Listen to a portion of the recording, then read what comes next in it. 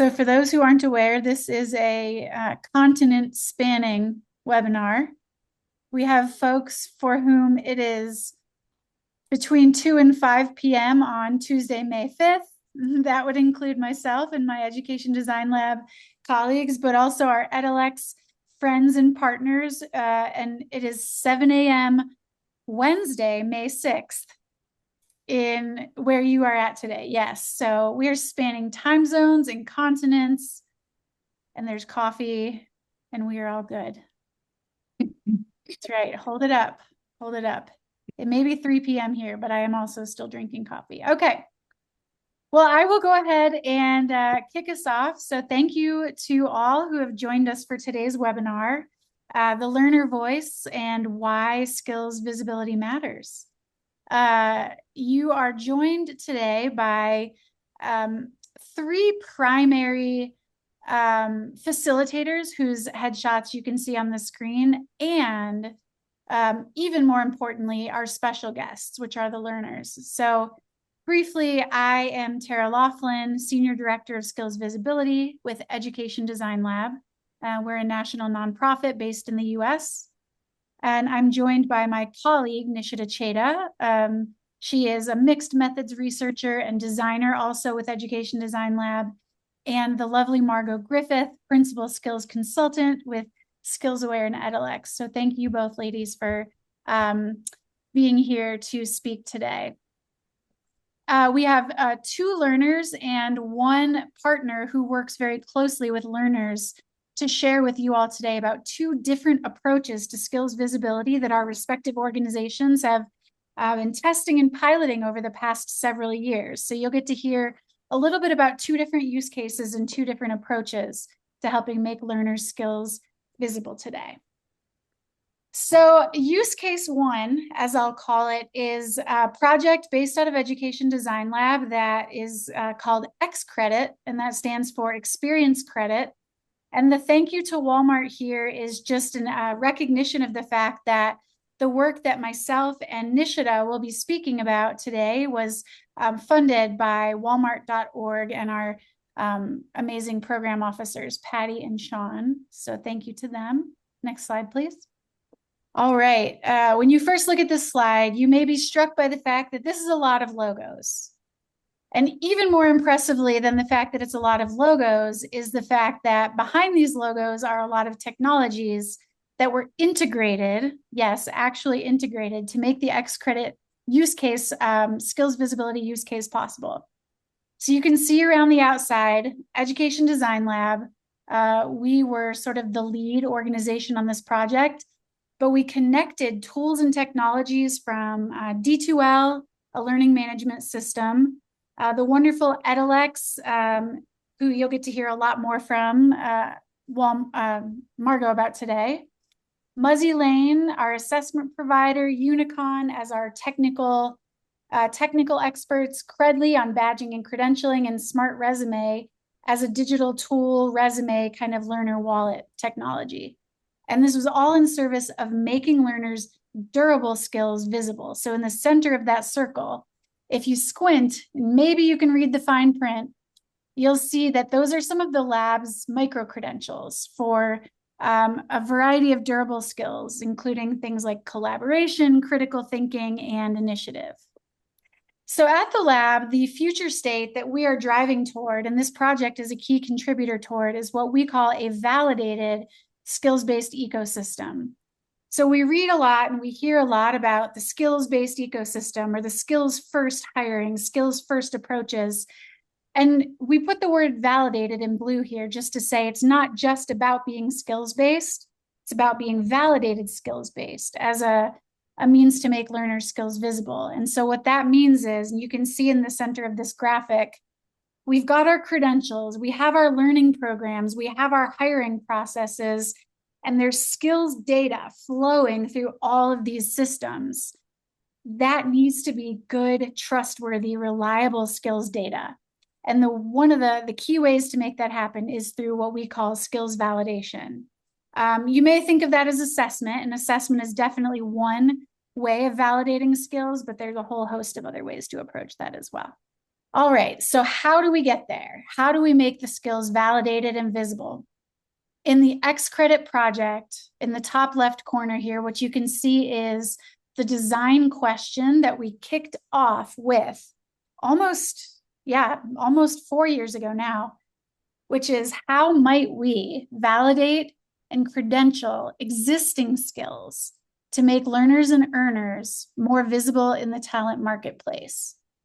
So that existing skills, that is key. We were looking to add some automation and basically infuse with technology, kind of the RPL process, the recognition of prior learning process. And so as a part of doing that, we developed the skills ecosystem with those technology partners. We formed the skills validation network. So on the top right, you can see just a plug for our skills validation network, our community of action. And over the years, we've been working through the lab's design process to better understand and prototype solutions to this question.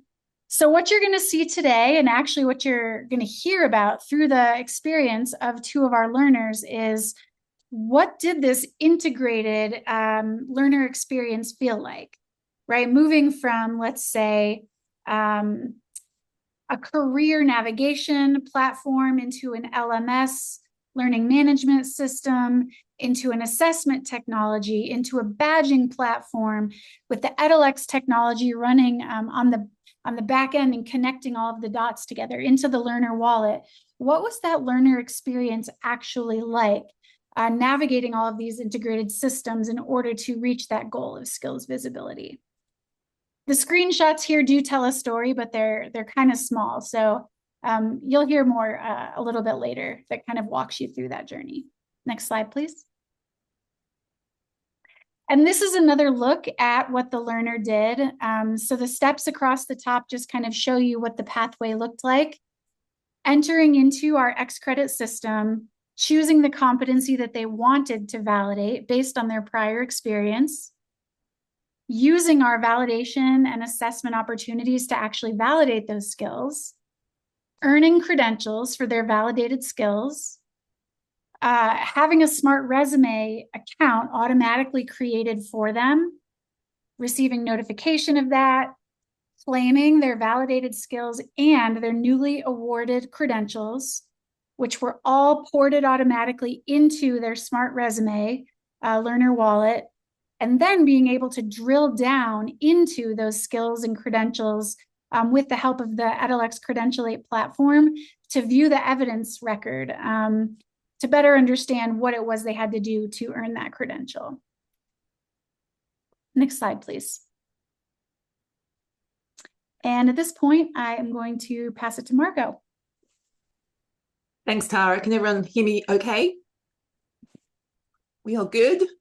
Yep. Lovely to be with you this morning. I have had 4 sips of coffee, so if I'm not making any sense, I will have more sips of coffee to rectify that problem. We have been working with the Amazing Education Design Lab for a long time on this very, very wicked problem.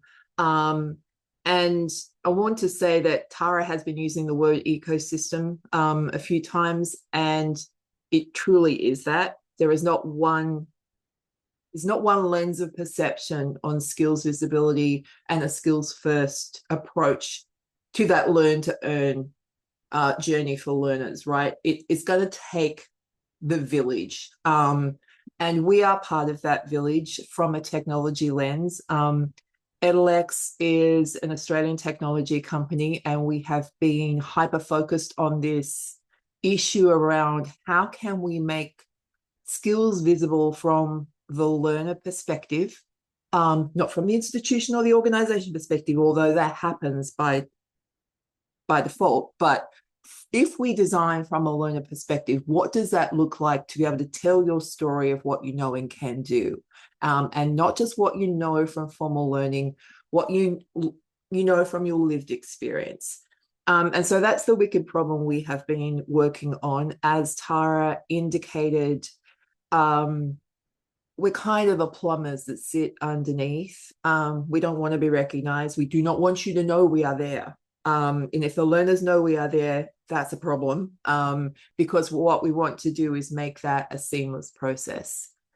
And so Education Design Lab, many of the people that I know are watching this webinar, Edalex, we have all been wanting to change the narrative around where did you go to school as the proxy and the prompt for hiring, to what skills do you have, and can you articulate those to me in that hiring process, and can you show it in a way that is trustworthy and has proof. And both of those words, trust and proof, mean that got to have some evidence, right? There has to be some evidence underneath this claim that you're making around skills. And that's kind of what we do as well. So just up here, you know, when you do change that narrative, suddenly it unlocks a whole raft of opportunities. Your confidence, the mobility, your capabilities to follow non-traditional pathways into formal learning, if that's what you want, fairer hiring practices, and really, when we get to that other point, more efficient reskilling. So that shift in that narrative, that paradigm shift is what we're all working towards, and it has to happen because it's an economic imperative, not just in the United States, not just in Australia, but globally. It's kind of a non-negotiable that we make this shift. Next slide, please. Right.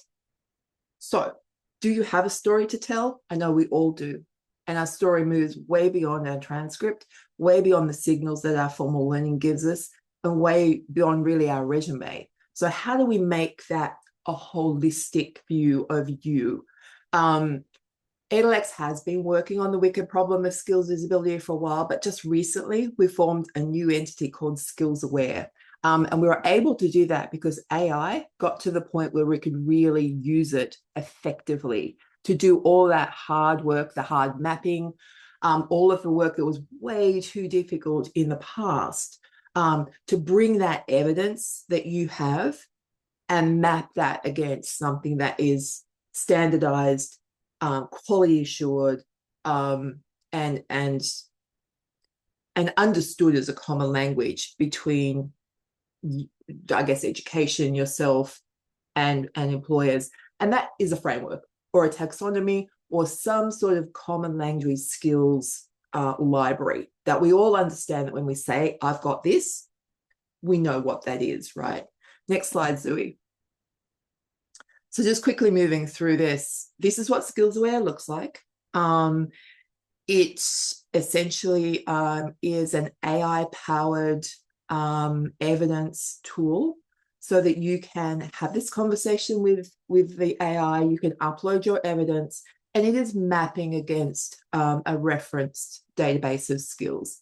In Australia, we're doing that against, at the moment, the Australian training packages, but we can do that. Say if we're working in the US, we would use a different framework. If we're using for a specific industry, we would use those industry standards.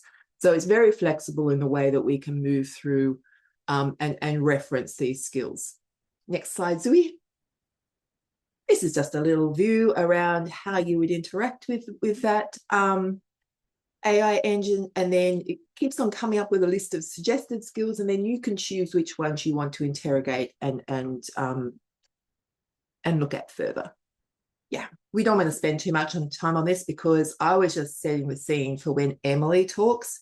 She's one of our initial piloters of SkillsAware, so fascinated to hear how she feels, how her learners, her staff feel around using some of this new technology around skills recognition, skills visibility, and skills validation. Next one. We won't go into that because really it's not about the technology. That webinar is about what it looks like for the people that are utilizing it, right? We know that underneath this is what's happening. You know, learners are taking a survey, they're guided through an AI conversation, we're gathering all their evidence, and we're mapping it to give some sort of output. Now, that output can be a report, It can be a digital credential. It could be a data feed into a HR system. It could be lots of things. And we have kept it deliberately very flexible in that regard. Next slide, Zui. I think that's actually the end of that one.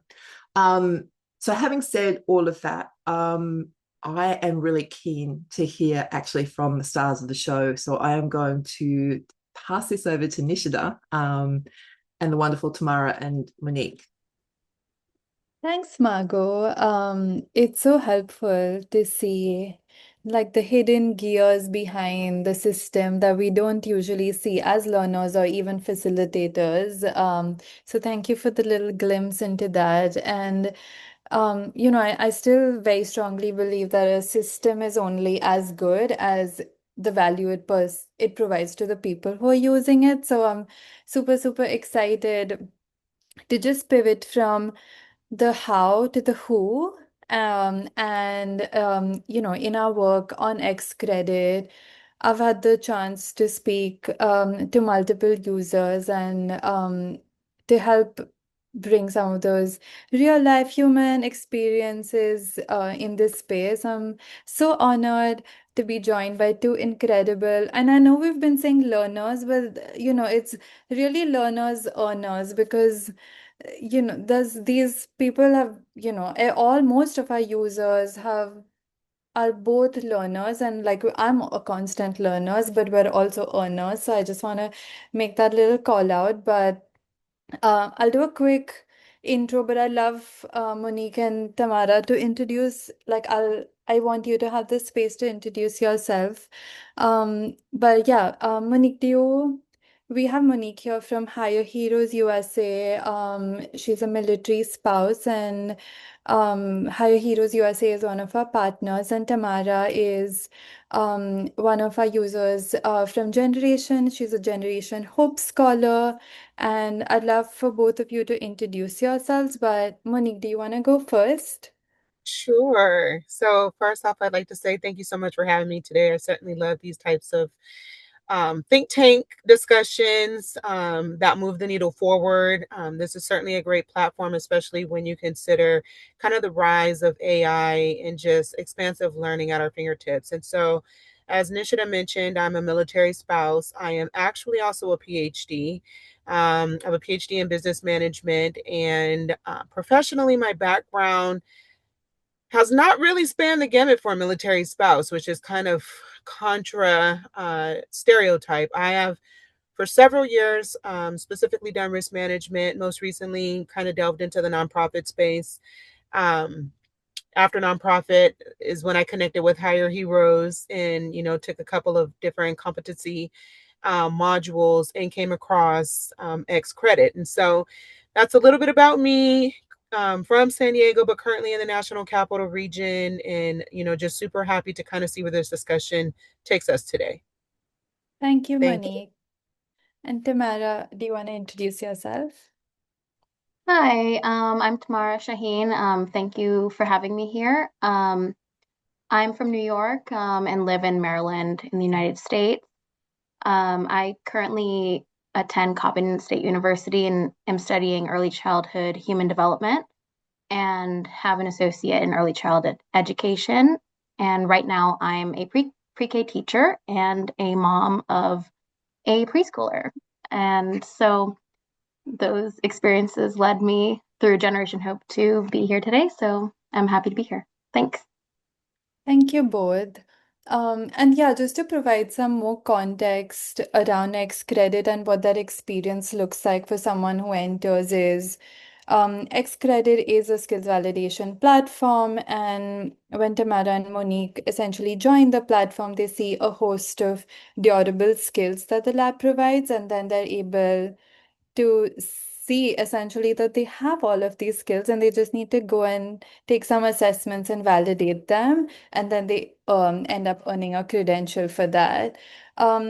That's just some context for people on this call who may not fully know what XCredit was, but I'm going to jump into two questions, and we'll do like a panel style with you, Monique and Tamara. And so our first question for both of you is, so we've been on this call, we've been talking about skills visibility as a concept. But as people who experienced a skills validation process, how did it actually feel to see you have these multiple life experiences? And so many of these stay invisible, right? Like even skills that you've gained from like being a military spouse, from being a parent, from being a teacher, from, being a PhD holder. Like there are so many skills that we have. We've gained them through like a host of life experiences. And so many of these are invisible. And yeah, just like having a platform where you were able to validate them, how does it feel to have like a valid, verified currency essentially in your hands? I can go first. Can you all hear me? Yeah. Go ahead. Okay, perfect. So I will say that from a practical sense, a resume can only hold so much. Traditionally, the expectation is that it's 2 pages, no more than 2 pages, kind of straight to the point. Highlighting your core and foundational skills. And so from that perspective, it's extremely helpful to have a platform where there's a URL where, someone can click and kind of discover and validate what your skills are in addition to or in supplemental of what your resume says. In addition, oftentimes when you're taking, different courses or different modules that allow you to enhance your skills, you may be delving into a skill that's not necessarily a job title or necessarily something, that specifically the employer is looking for, but in the good to have qualities or preferred qualities, the credentials can touch on that. And so again, while you have your standard resume that can only highlight, what your professional summary is, what your core skills are, what you've done in the past, maybe some volunteerism on there that, and within 2 pages, having a link that an employer can click on your resume to see that yes, they've done this, but then also they've upskilled in this way. They're showing initiative to not only stay complacent professionally or personally, from a formal education standpoint. It's been extremely helpful in that regard. Thank you for sharing, Monique.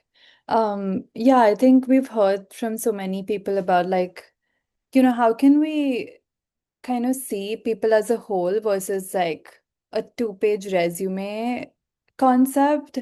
And you touched upon that so beautifully. So thank you. Tamara, how did that experience feel for you? I think for me, having the skills validation was very affirming for me, especially because when I was going through my very first job interviews, I didn't have the traditional schooling background. I had my daughter when I was 19, and I was still in school. So I took a gap. I didn't finish, and I took that year to take care of her.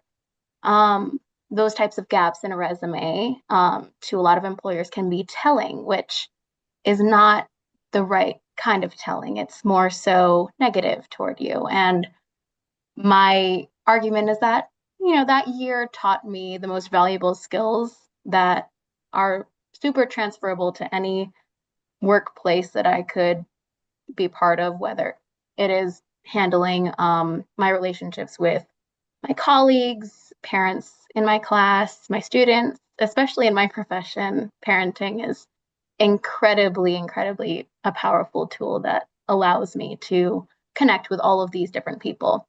So having something that allows me to validate those types of skills in a way that is transferable and applicable to my profession is very useful and makes it very validating and visible for me.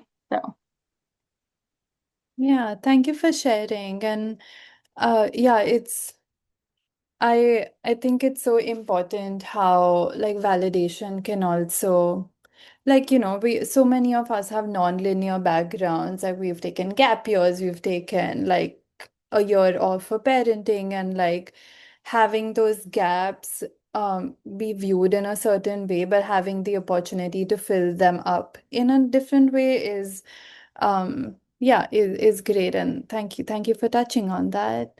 So my second question for both of you is, once the skills that you had were validated, was there an aha moment for you, like through that process of validation?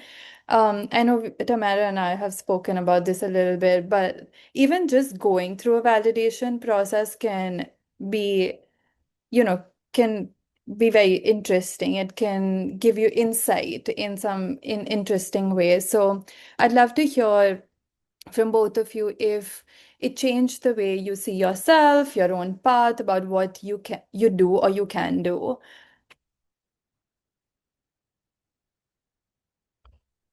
I can go.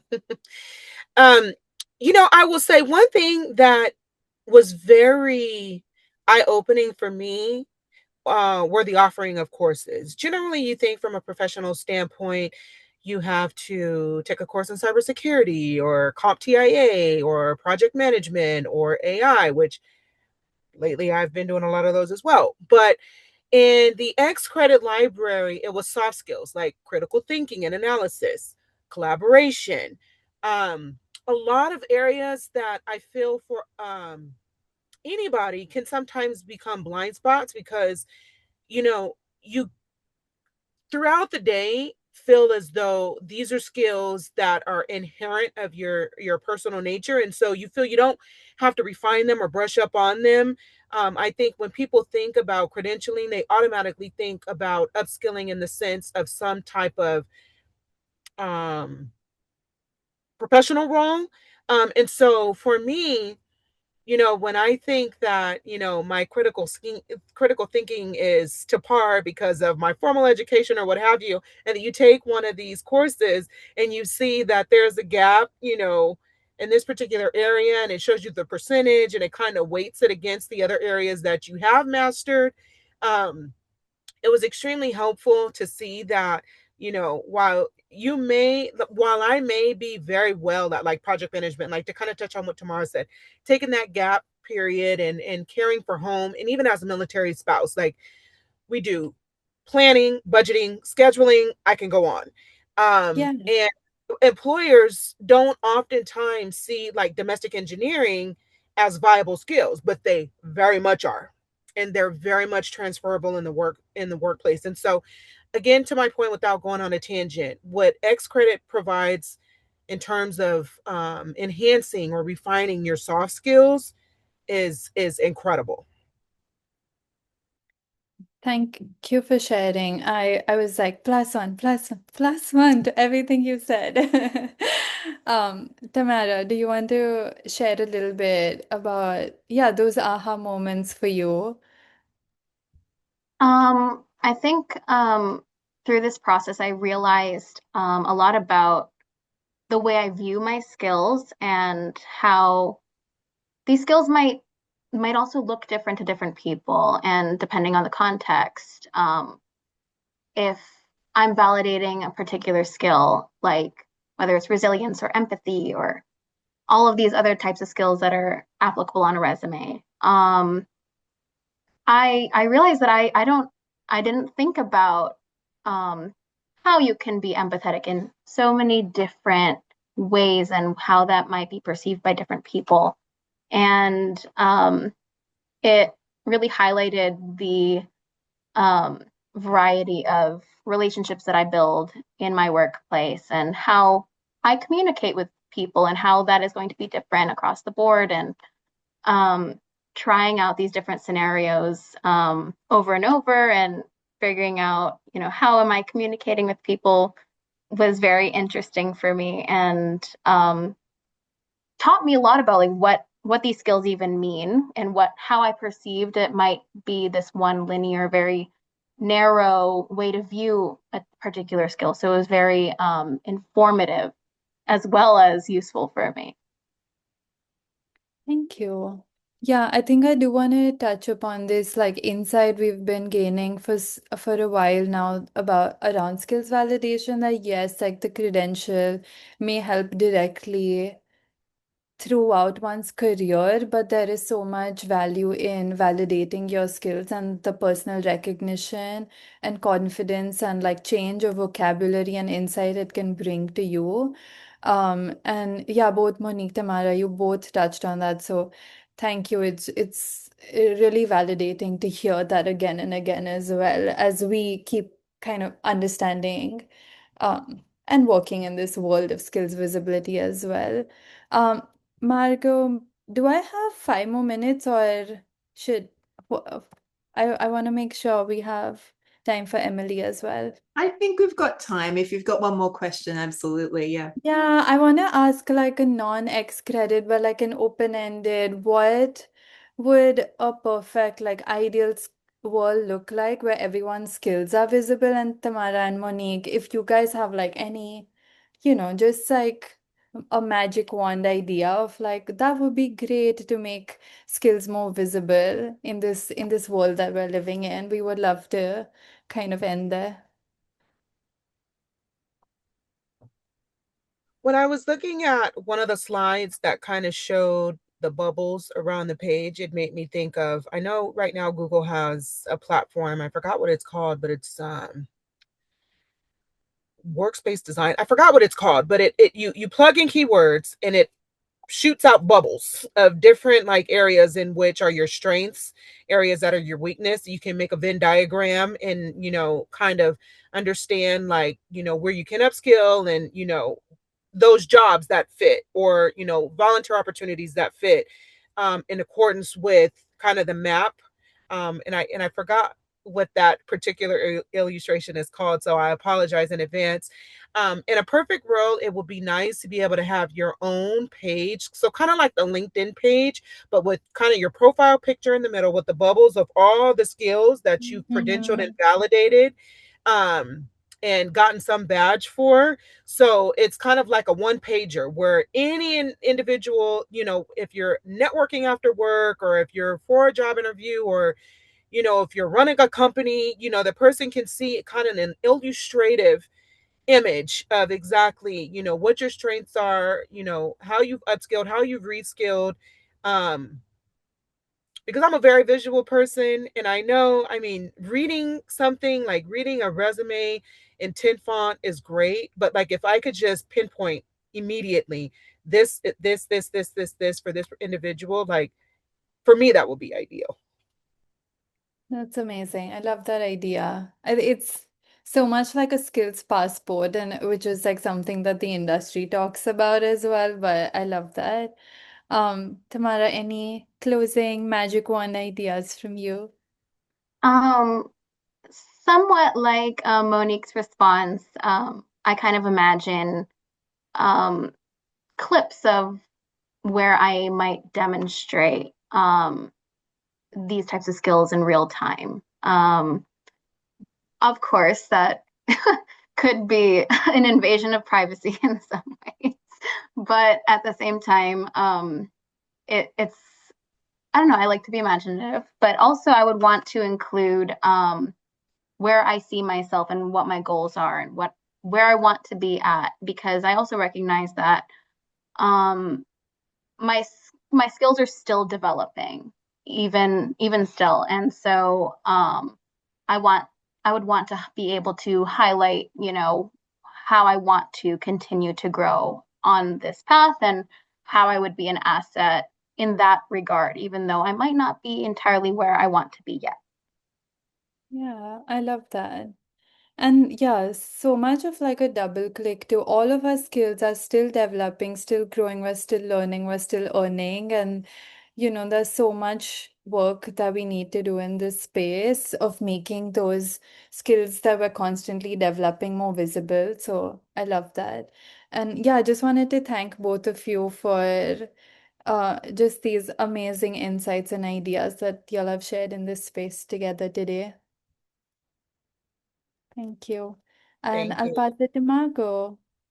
Thank Well, you. that was a non-rehearsed, excuse me, non-rehearsed but amazing segue. Tamara and Monique, thank you for that.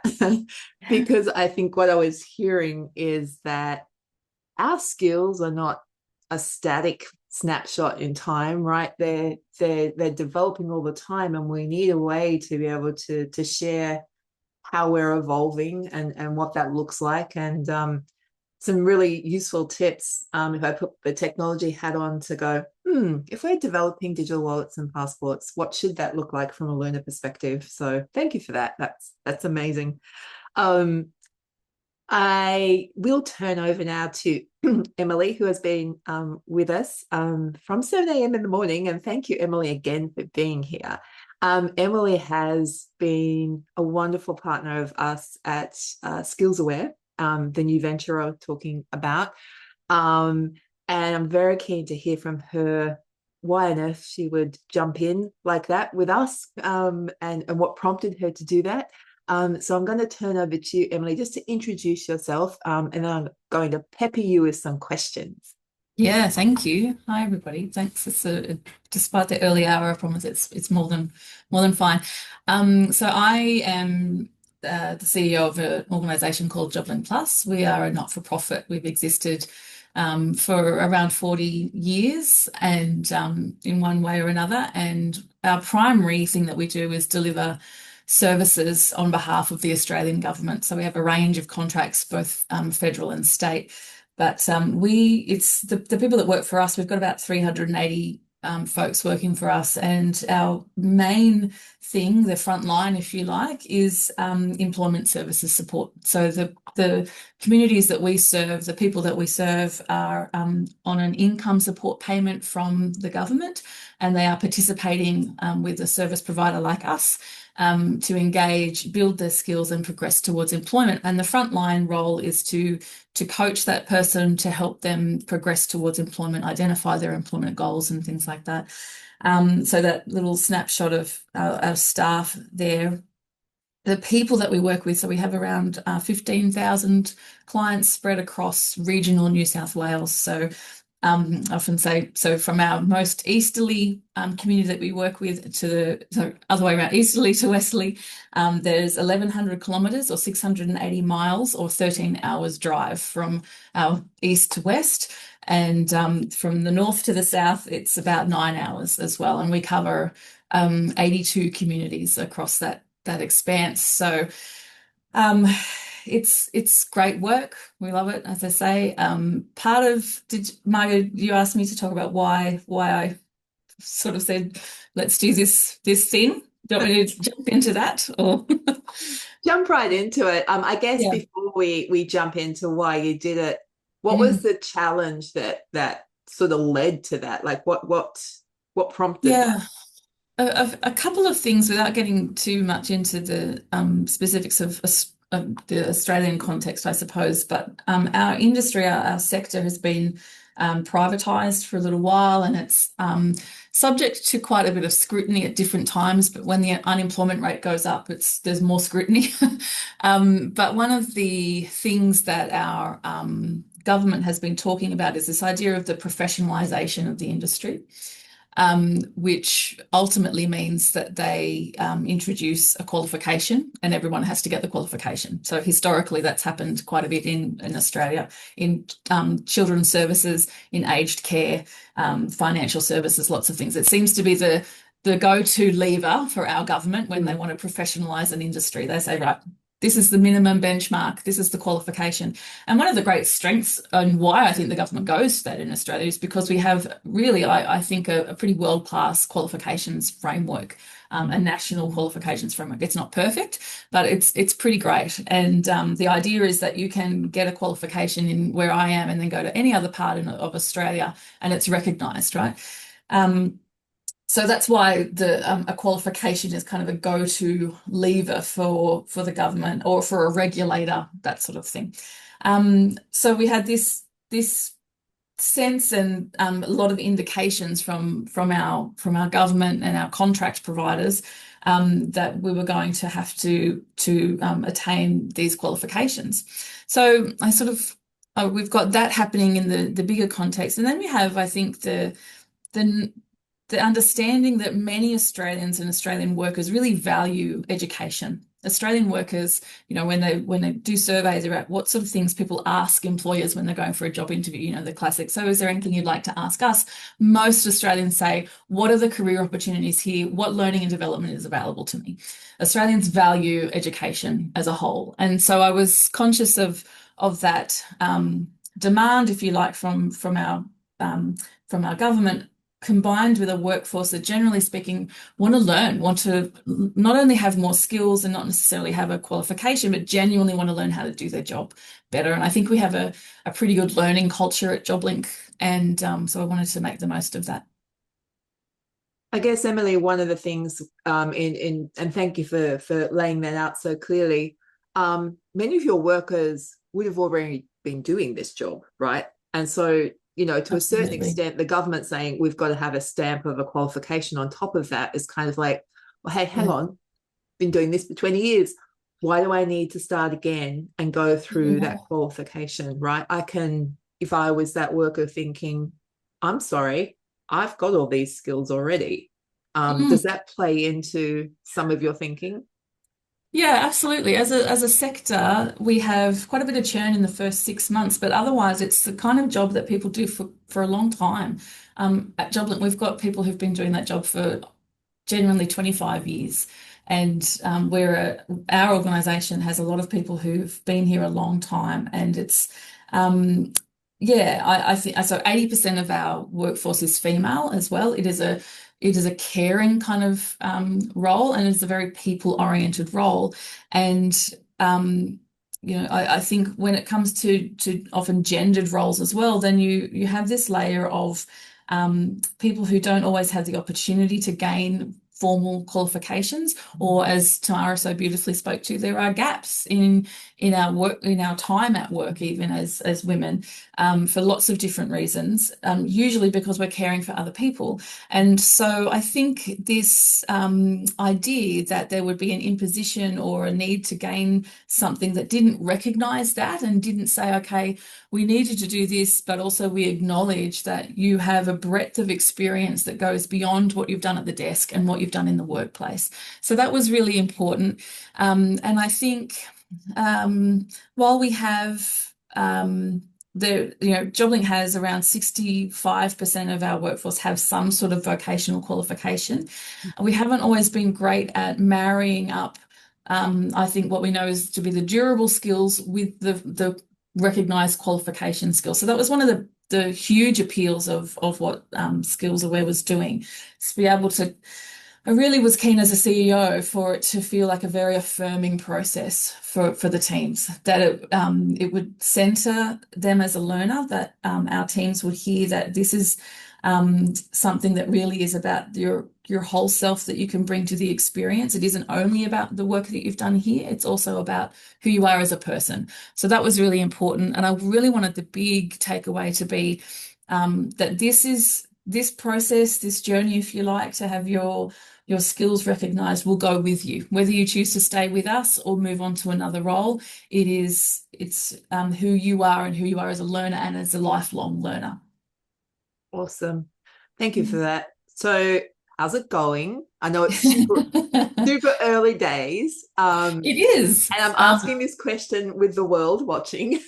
Yeah. How's it going? Like how's the early? From my perspective, it's going brilliantly. And I'm hoping that that the teams are feeling that as well. Certainly I haven't had anyone tell me otherwise, which is always a good sign, right?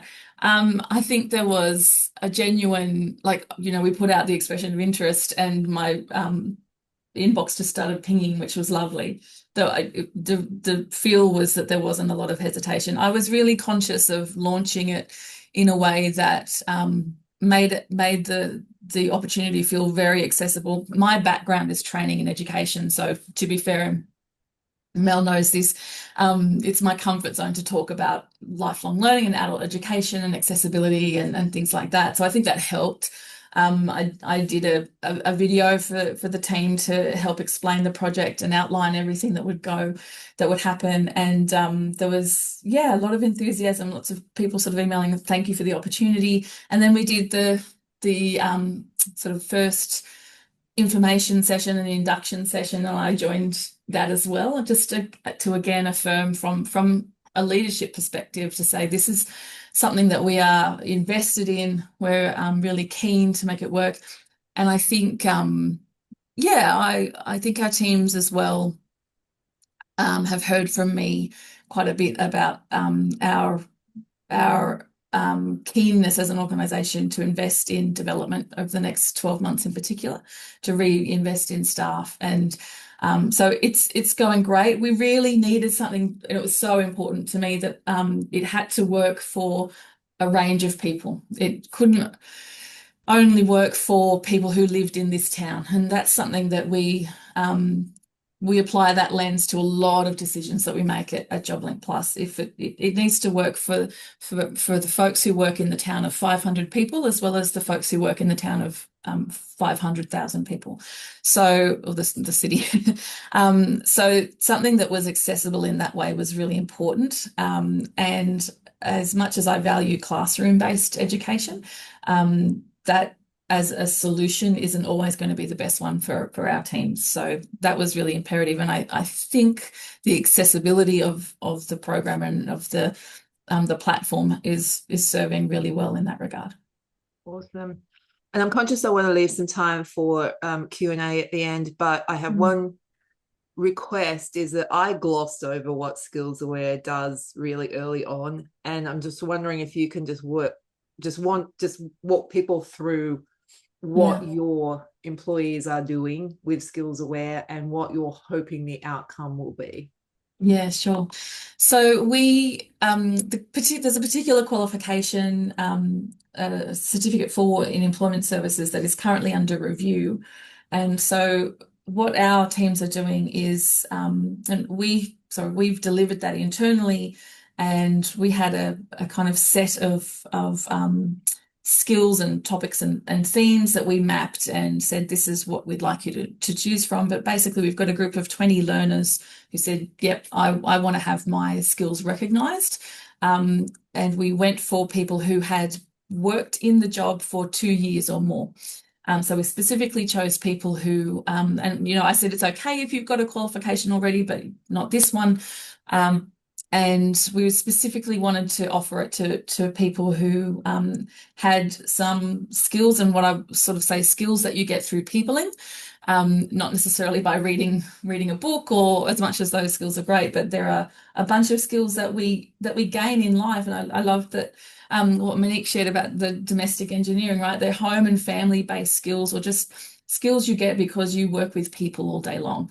And those are really actually incredible skills, and to have those recognised was really important. So the team, have basically got 5 weeks or so, I think, to think about all the different evidence that they can collect and put in the system. They've got weekly check-ins with the team at SkillsAware, which has been great.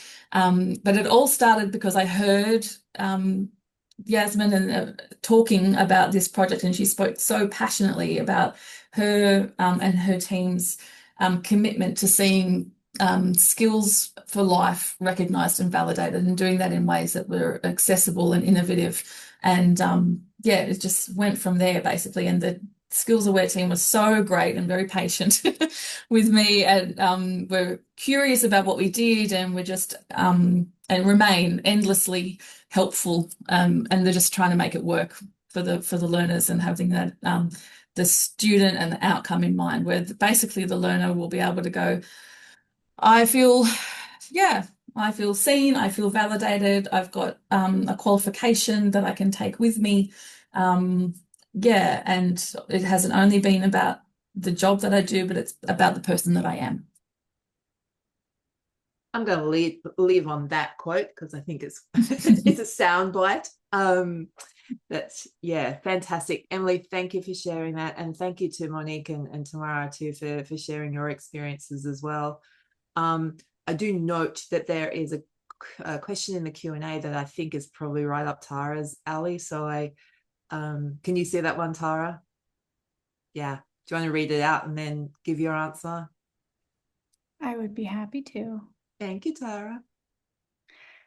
All right. The question says, can you walk us through the assessment piece in skills validation, both through the experiences of the learners, but also the assessment methodology in validating durable skills? I can talk about this topic for hours, but I won't. So I'm going to do my best to keep it concise for you. So I'll share my screen, and I'm actually going to zoom into that learner journey graphic that was a little difficult probably to see when I was presenting earlier. Okay.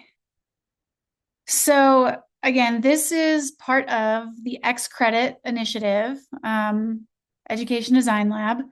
And we brought together all of the different technologies that I mentioned earlier to facilitate this experience.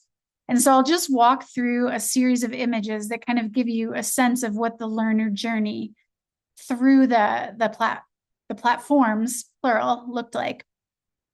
So through partnerships, two represented here today, you saw Generation Hope and Hire Heroes USA, among others. Earners gain access to XCredit. So they begin on a screen like this, where they're prompted to create an account and start validating their skills. From there, this is a blurry image of what the second stage of that process looks like. And when they get into the platform, they are shown a dashboard that looks like this. And what you can see are a series of tiles. They are blurry. I apologize for that. I'm zoomed way in here, but each of these 9 tiles represents a different durable skill that we define and measure at Education Design Lab.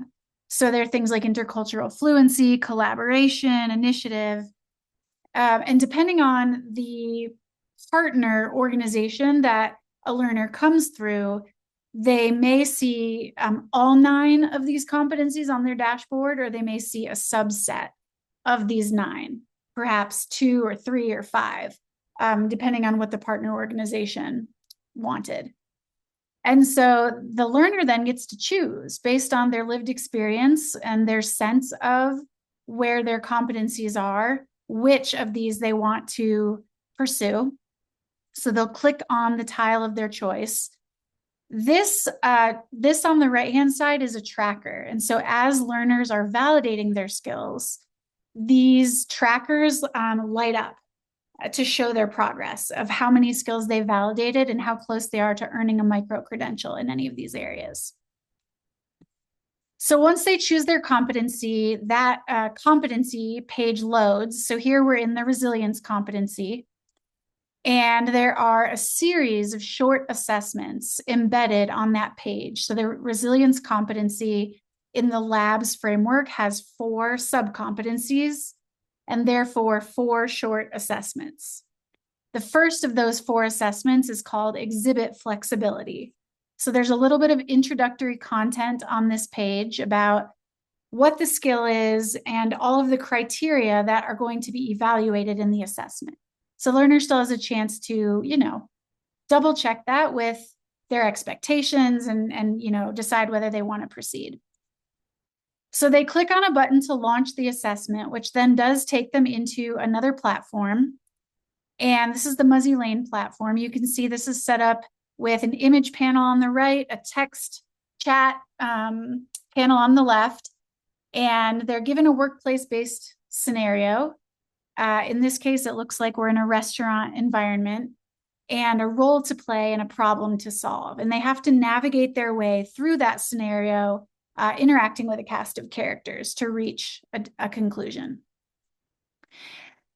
When they're done, their results automatically pop up on the screen. So this, again, apologies, is very blurry, but you can see that they demonstrated mastery of these different criteria within the assessment.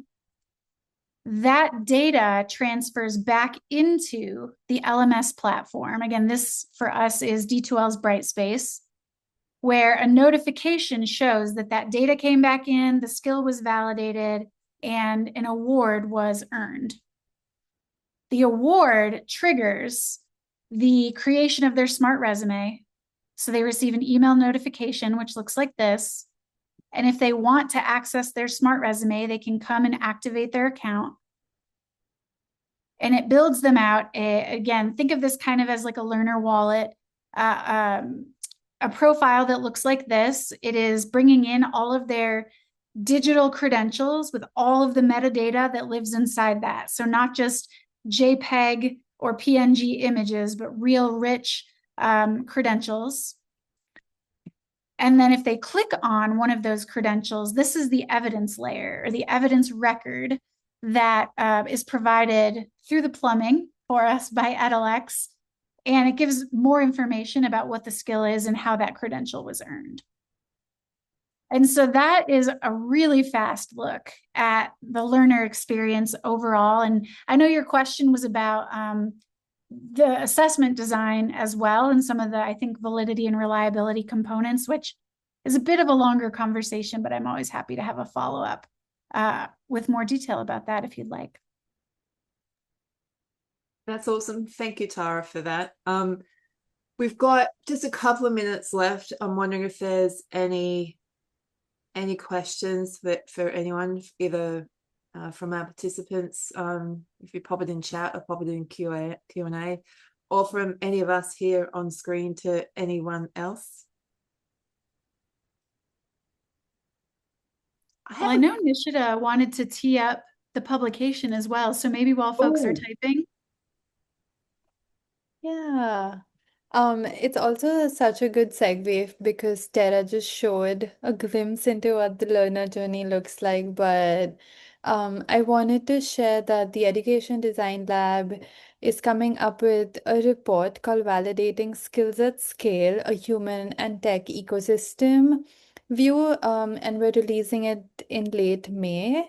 And it essentially examines this idea that for skills visibility to take place, we must look at the human and tech component together and not in isolation. And um, it's about how the ecosystem must come together while we center the learner, but how it must come together at both those levels to create kind of this possibility that we're all talking about. And it lays out some recommendations from both the learner and the human side, as well as the tech side. What is the data requirements? What needs to be in place for this system to work?